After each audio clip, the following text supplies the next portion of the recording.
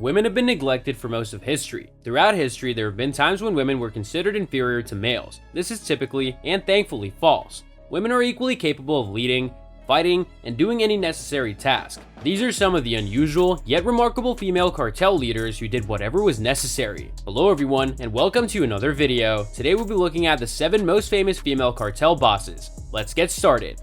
Number 1. Sandra Avila Beltran. Called the Queen of the Pacific by the media, Sandra Avila Beltran is a leader of the Sinaloa drug cartel in Mexico. She was born into a family of cartel members, possibly third generation, but was careful to never leave behind any evidence of her criminal activities. For years, Avila Beltran operated without drawing police attention, but in 2001, authorities seized a tuna boat carrying 9 tons of cocaine that was traced back to Sandra and her lover.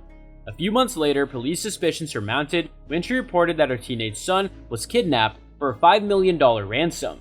He was eventually returned safely, but authorities continued to investigate Avila Beltran. She was convicted of money laundering in 2007 and spent about 7 years in prison. According to Tuscan.com, she charmed investigators into letting her apply makeup before police videotaped her transfer to a women's jail.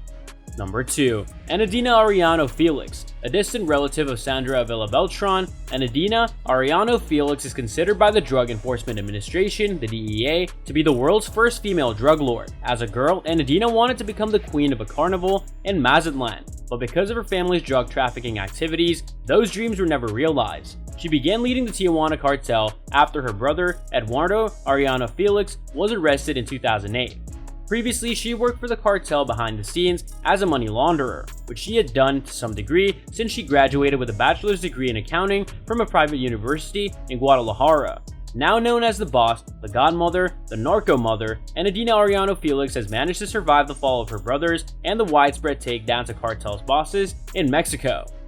Number 3. Griselda Blanco. Colombian drug lord of the Medellin cartel, Griselda Blanco goes by many names: La Madrina, Black Widow, Cocaine Godmother, and Queen of Narco Trafficking from the 1970s to the early 2000s. Griselda was a pioneer in the Miami-based cocaine drug trade and criminal underworld, but she also transported narcotics to New York and Southern California.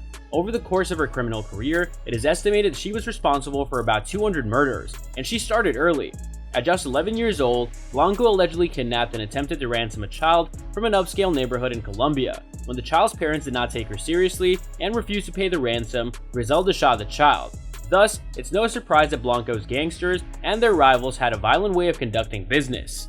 And that violence created an atmosphere of lawlessness, particularly in Miami, that broke out into a full-on drug war known as the Cocaine Cowboy Wars. Blanco's US distribution network brought in about $80 million per month. In 1985, she was arrested by DEA agents and sent to prison, though her incarceration did not stop Griselda from running her cocaine business. Still, almost 20 years later, she was released from prison and deported to Colombia, where she died in a drive-by shooting in 2012. But that's not all there is to Griselda Blanco's story. Check out our episode on the Cocaine Godmother. Number 4. Phoolan Devi. The Bandit Queen was born to a low-caste household in India in 1963 and married at age 11 for a cow. Phoolan Devi's husband abused her for years, and she failed to flee. When she was 16, her husband sent her home, making her a social outcast. Without alternative options, she joined mixed-caste dacoits and in 1979 and killed her violent husband. Phoolan repeatedly stabbed him after being pulled from his home. Her husband survived, but villagers shunned him out of terror. Phoolan's gang plundered upper-caste people, even kidnapped for ransom. Bandit tensions led to a gunfight. Higher-caste Rajputs took Phoolan hostage to the Bemai village, where she was beaten and sexually abused. 3 weeks later, she escaped with 2 low-caste gang members and a peasant. Phoolan vowed vengeance. She organized her own caste-only group of bandits and returned to the village, but her rapists weren't there. Phoolan's group shot all 22 Rajput men, present in frustration. When her gang ran into trouble in 1983, Phoolan arranged a surrender. Phoolan Devi waited 11 years for a never-held trial. All accusations were dropped after she was paroled in 1994. Phoolan practiced Buddhism and ran for office. The Bandit Queen served in Parliament from 1996 to 1998 and 1999 to 2001, when she was killed in the Bemai tragedy. Number 5. Rosetta Catulo. For a number of years, Rosetta Ice Ice Catulo was the de facto Camorra mob boss, as her brother, Rafael Catulo, head of the Nuova Camorra Organizada, NCO, lived inside maximum security jails for psychiatric prisons since 1963. Although Rafael sent her instructions, Rosetta effectively ran the day-to-day operations of the mafia herself. She had a head for numbers and negotiated business deals with South American cocaine barons by herself.